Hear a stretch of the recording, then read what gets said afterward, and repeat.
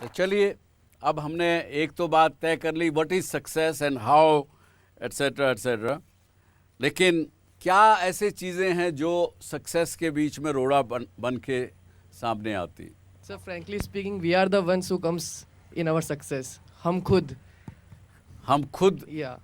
अपनी सक्सेस के आड़े आते Yeah. हैं। Yes sir. जी, बहुत अच्छा। Lack of resources and lack of planning, fear of failure, and if the person is not driven enough, then he can't be successful. Okay, that's very good. जी, anybody else? जी। According to me, success is about an attitude. When a person starts feeling that he is successful, that is the time where his downgrade will start. So he should be hungry to be successful, but he should never come to know that he should never believe that he is totally successful. Once he'll start thinking that I am successful, that is the time from where his downgrading will actually start. Very good, very good. इन्होंने कहा कि success को एक final destination ना मान लें, ये journey है जो कंटिन्यू करेगी। अगर आप कहीं उसको फाइनल डेस्टिनेशन मान के रुक गए तो फिर सक्सेस फिर भाग जाएगी। Very good. So according to me, we are actually measuring success with money, which is wrong. And that is exactly what is stopping us from succeeding. If we shift our focus from money to actually creating value. क्या सोचना चाहिए? Creating value is also money. किस term में No. आप money value create करेंगे? Creating value in what we do. जो हम काम कर रहे हैं उससे सोसाइटी को क्या बेनिफिट हो रहा है, वो अगर हम कर पाए तो सक्सेस अपने आप आएगी। हमें काबिल बनना है। बहुत अच्छा विचार है। लेकिन अगर आपके पेरेंट्स जो आपको यहाँ पे खर्चा कर रहे हैं वो किसी और आशा से कर रहे हों तो सर उनको ये होगा कि बेटी पढ़े लिखेगी, कुछ आगे अपने लिए खुद कमाएगी, अपने परिवार के लिए कमाएगी, अच्छी पढ़ लिख जाएगी तो लड़का भी अच्छा मिलेगा, परिवार भी अच्छा मिलेगा। उनकी आकांक्षाएं कुछ अलग हो सकती हैं आपसे। सर फिर मैं उन्हें विनती करूंगी कि वो मेरी आकांक्षाएं को समझें। बहुत अच्छे। और जैसे कि सक्सेस के मायने अलग हैं, वैसे सक्सेस में जो परेशानियां वो भी अलग अलग हैं। लाइक किसी के लिए रिसोर्सेज नहीं मिल पाते हैं, जो कि रूरल एरियाज में है मोस्टली पीपल। उनके पास टैलेंट तो है बट उनको जो है कि रिसोर्सेज नहीं है कि वो अपने आप को डेवलप कर सकें, नर्चर कर सकें।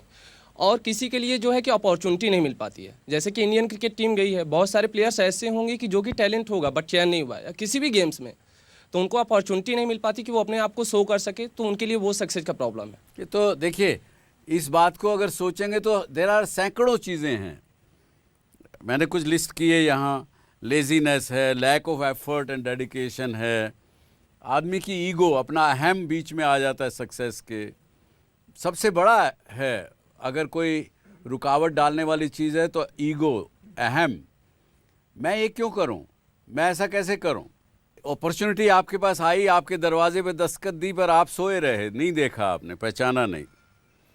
Not enough support from the near and dear. जैसा आपने कहा कि आप में टैलेंट है लेकिन चयन नहीं होता, अपॉर्चुनिटी नहीं भी मिलती हैं बहुत जगह। ऐसी बहुत सी चिट्ठियाँ मुझे आती हैं, वो कहते हैं कि साहब मैं बहुत कुछ करना चाहता हूँ लेकिन क्या करूँ, मेरे गांव में तो, मेरे शहर में जहाँ मैं रहता हूँ वहाँ अपॉर्चुनिटी नहीं है, लेकिन मैं अपनी जगह छोड़ भी नहीं सकता क्योंकि मेरे माता पिता हैं, मैं उनको छोड़ के जा नहीं सकता। अब क्या करेंगे ऐसी स्थिति में, क्या करेंगे? What I believe is, if you have the drive to achieve success, you will find a way. And as a friend said that you know once you feel you're successful, you stop there and then you can't actually achieve success. But what I believe is you should have tasted success once for it to drive you to be more successful and to lead you further on towards the path of success. Very good, very good. इतना एक संशोधन करना चाहूँगा आपकी बात में कि जब आपको थोड़ी सक्सेस का टेस्ट आया ना, आप अपने आप आगे बढ़ेंगे, फिर आपको मेहनत करने की आवश्यकता नहीं है, फिर इतना डिटर्मिनेशन वो खुद ब खुद आ जाता है अंदर से कि आप और आगे बढ़ना चाहते हैं। क्योंकि वो सक्सेस जो है वो अपने आप धकेलती है आगे। जैसा हमारे प्रधानमंत्री जी ने कहा ना कि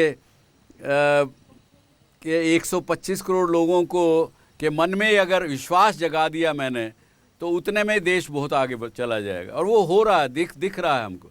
हाँ बताइए, पीछे कुछ कह रहे। सर मेरा ये पॉइंट है कि सक्सेस और रिकॉग्निशन दो अलग अलग चीज़ें होती हैं। ज़रूरी ना हो कि अगर आप सक्सेसफुल बने आपको रिकॉग्निशन मिले। बहुत लोग यहाँ पे ऐसे हैं, या फिर इन जनरल भी, जिनको सक्सेस और रिकॉग्निशन दोनों साथ ब साथ चाहिए। कल मैं सक्सेसफुल हूँ अपने लाइफ में, बट मैं ये फील नहीं करती क्योंकि मेरे को रिकॉग्निशन नहीं मिलता। ज़रूरी नहीं है सक्सेसफुल हो आप और आपको रिकॉग्निशन भी मिले, यही मेरा पॉइंट है। नहीं, ये तो बात, ये गलत अपेक्षा है आपकी। यदि कोई व्यक्ति अपना, you are doing your best, you are giving your best at anything, किसी भी काम को जब आप करते हैं बड़ा ध्यान से, बड़ा विचार से, अपने सारी ताकत लगा के उस काम को यदि करते हैं, और आपको पता है कि मैंने I have given my best shot, even if you have not succeeded, you are still a successful person according to my thinking. और दूसरा, एक बड़ी कोलोकियल उदाहरण है नॉर्थ इंडिया का, कि भगवान ने और कुदरत ने, जिसको जिस भी नाम से आप जाने, जिसको भी आप समझते हो, मानते हो, कुदरत ने कुछ चीज़ें अपने हाथ में रखी। उन्होंने कहा कि हान लाभ, जीवन मरण, यश अपयश, विधि हाथ, ये 6 चीज़ें कुदरत ने अपने हाथ में रखी। तो यश जो है, आप रिकग्निशन का माने यश, आपको मिला कि नहीं मिला, वो उसने अपने पास रखी हुई।